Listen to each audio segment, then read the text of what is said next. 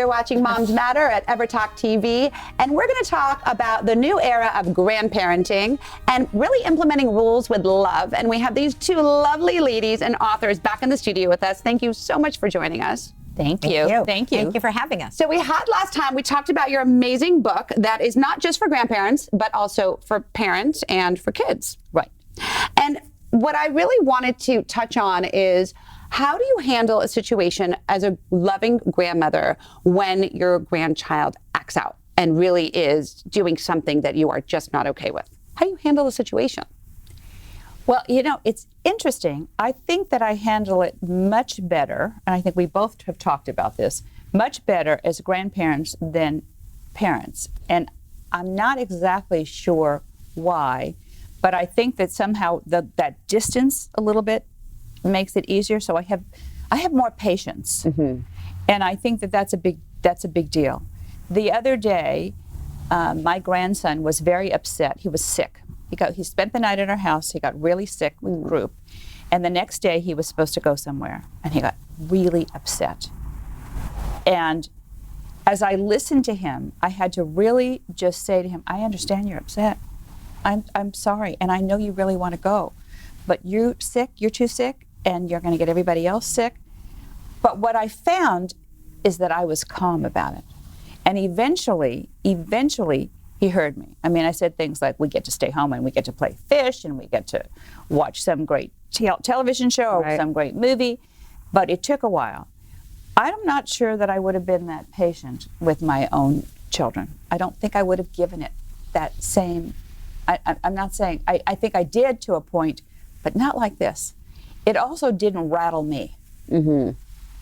Right? Well, and I think it's also our journey. This has taken us 4.5 years to write this book, and we've been working on mindfulness, I mean, a lot, and really, you know, for both of us. I mean, you know what I'm saying? We've learned a lot. Every time we work together, it's like a therapy It's like a therapy session. You know I'm a therapist. Yeah. Yes, of course. And practice patience is one of our moments in our book. That is, I mean, patience is a big deal. And I think, again, for me, it's just being aware, like that I need to, validate their feelings, be more aware of what's going on, be with them when they act out. Like what Leslie was saying, you know, when you're a mom and you're hassled and you're running around, you're like, yelling or whatever.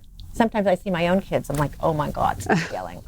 But you know what I'm saying? But being a grandmother, we're older, we're a little wiser, and we've done a lot of work on our book to help us stay in the moment and be patient and calm.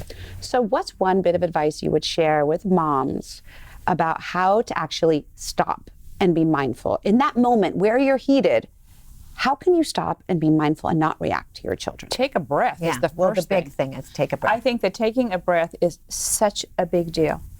And it works in your personal relationship, in your marriage. Any relationship. Any friendship, whatever it is. It's hard to do that, but to remember to just say, okay, I'm going to breathe, and then I'm going to deal with this. And are you teaching your grandchildren to take a breath as well? Totally. Absolutely. Totally. Absolutely. Yes. And do you think they're listening and they're taking your advice? Do you see a difference since you've written this book? You know, over the course of the past 4 years, do you see a difference in your grandchildren and the way that they react to situations? It's a work in progress. Yeah, I would say, to be honest, it's a work in progress. Yeah. But something funny happened yesterday, and I've been on her website. She put something about stop counting steps, stop counting calories, stop counting your money, but start counting your blessings. So I have been saying that to my kids a lot, my grandkids, and it's so funny. The other day, my grandson said to me, I know, stop counting my steps, I have to count my blessings. And it was like, yeah. So little by little, it's getting in. Do you know what I mean? Very sweet. And they do, listen, they're practicing mindfulness in the classrooms now. They are. So the kids know what it is. Yeah. And they do yoga in the classroom, you know, so it's, like I said, it's a work in progress. I have a little bowl at home with a little gong. The gong, yeah. And my grandkids love playing with that. They sit there and they you know, hit the gong, and they sit down and they're kind of quiet, take a breath, and then they pretend like they're the teacher or whatever. And I think that it's different for them. I mean, meditation and mindfulness has really taken off, and it's in so many schools, and these kids really do understand it. They have to remember how to practice it in the moment. Right. But so do we.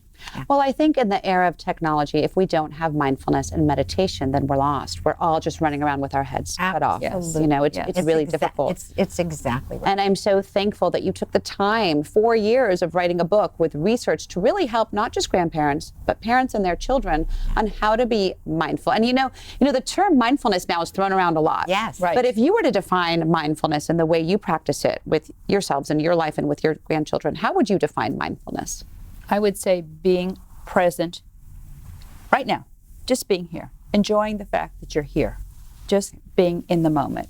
The other thing that I really wanted to add is that also in our book, we have 52 stories from 52 grandparents. Love that. So there's a story for each moment. Some of them are poignant, some of them are funny. And I think that adds to the book too, because you get a kind of warm and fuzzy feeling about that. It's real. It's real. It's real. Yeah.